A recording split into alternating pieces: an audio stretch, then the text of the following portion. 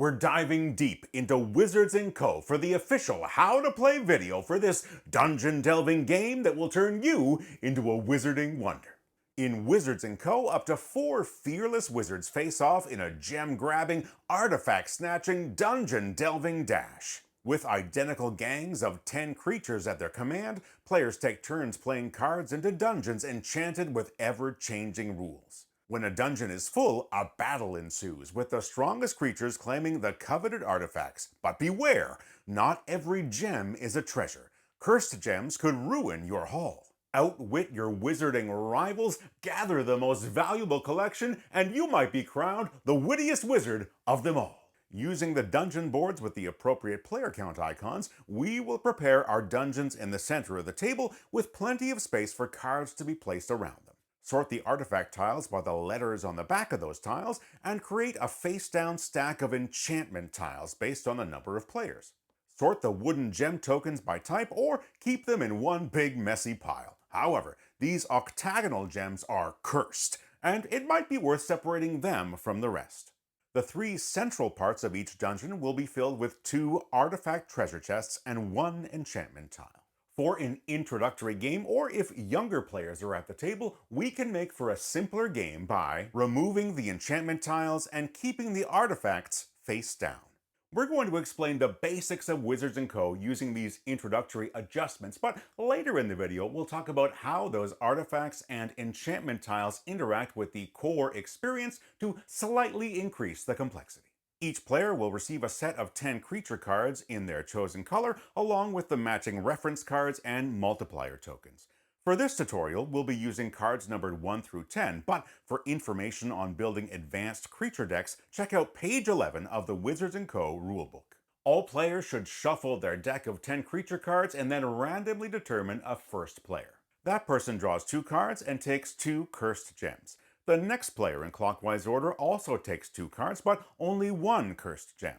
If we're playing with 3 players, the third person draws 3 cards and 1 cursed gem. And if there's a 4th player in the game, they can draw 3 cards and take no cursed gems. And with that, we're all set up and ready to play Wizards & Co. Each round of Wizards & Co. involves 3 simple steps. Step 1, the placement of creature cards into our dungeons. Step 2, drawing new cards. And step 3, battle, resolving conflicts if any dungeon is full. Each dungeon has several entrances at which a creature card can be played. Note that any segment with an outer wall is not an entrance. On a player's turn, they can play 0, 1, or 2 cards into the dungeon at unoccupied entrances. Each dungeon entrance can only host 1 creature, and once a spot is taken, it's off limits unless a card says otherwise. One of these cards can be played face down as a way to play sneaky tricks on other players later in the game. Just keep in mind that placement effects only happen when a card is placed face up, but if a card is placed face down, that player is always able to peek at the identity of their face down creatures. Next, it's time to top up our hand with the draw cards step of the turn. Depending on how many cards were played in the previous step, we'll be drawing 0, 1, or 2 cards. If you didn't place any cards, or just one was played face up at a dungeon entrance, you'll get to draw 2 cards. If you played 1 card face down, or split your cards across different dungeons, you'll be drawing a single card instead. And if you doubled down to drop 2 cards in the same dungeon, no new cards will be drawn for the following turn. Now we move on to the most exciting part of the turn, the dungeon battles. If there were no full dungeons at the end of the placement step of the turn, we're going to skip this step. Otherwise, the active player takes the battle token to kick off the confrontation. Any face-down creatures are now turned face up, but remember, their placement effects do not trigger. Following this flip, any cards with an action icon will now play out, starting from the card closest to the statue in clockwise order. If any creatures have eliminate or stun effects, they likely take place in this phase. Eliminate effects send targeted creatures to the bottom of their owner's draw piles, while stun effects send them scurrying back to their owner's hand. Just remember that these effects are not optional, and it's possible that an eliminate or stun effect will target a player's own cards. Next, it's treasure time. For each creature left in a dungeon, players grab gems from the dungeon spaces occupied by their creatures. Note that some of the dungeon spaces contain cursed gems, which also must be collected. If we are playing with enchantment tiles, the player who played the final card to fill that dungeon also collects that tile for a bonus point at the end of the game. And then it's time to split the artifacts. Each player combines the strength of all of their creature cards, and whichever player has the highest sum at that dungeon will pick first, and the wizard with the second highest score will take the other artifact.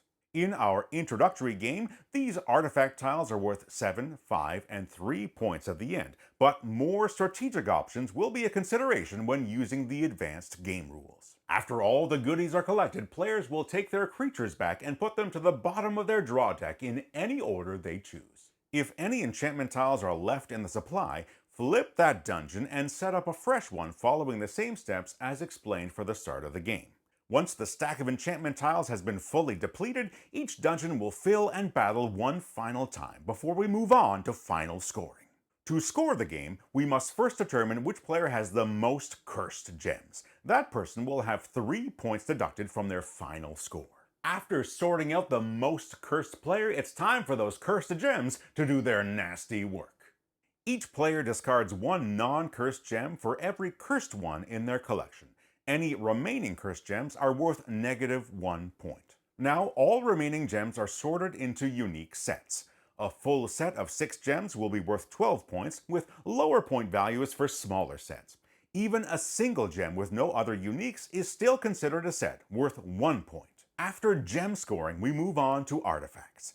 Each gold artifact, marked with an A, is worth 7 points. Silver artifacts marked B are worth 5 points, and bronze ones marked with a C are worth 3 points. Each enchantment tile is worth 1 point. Finally, we'll add together our gem, artifact, and enchantment scores, and the player with the highest total is the winner of the game. Now that we know the basics of Wizards & Co., let's take a look at those advanced rules, looking at the reverse side of those enchantment and artifact tiles. Enchantment tiles not only bring a unique name to each dungeon, they also change the rules of the dungeons that they're placed in. Some enchantment tiles will increase the strength of certain creature types in that dungeon, or grant those creatures an extra gem or card draw. Other enchantments could gift players additional gems, or maybe even allow them to discard some of those despised cursed gems. Artifact tiles come in 3 varieties: equipment that can be attached to creature cards on future turns, monsters that will bring new cards into a player's deck, and end-of-game artifacts to help with scoring. Each of these tiles are explained in detail in the Wizards & Co. rulebook, which, if it's not in your hand right now, you can find on the Sinister Fish Games website. Whether you're playing with new gamers, families, or experienced tacticians, Wizards & Co. has something exciting to offer to everyone, and we hope this video helped you get your first game up and running quick and easy. The game is published by Sinister Fish Games, who helped to sponsor this video. It's designed by Virginio Gigli, Flaminia Brasini, Stefano Luperto, and Antonio Tinto, with artwork provided by Miguel Coimbra. If you have any questions about the game or this tutorial, let us know by leaving a comment down below. Thank you so much for watching, and until next time, whether you've got little players or big players, make sure that you keep playing games that make your thumbs go way up. Bye for now.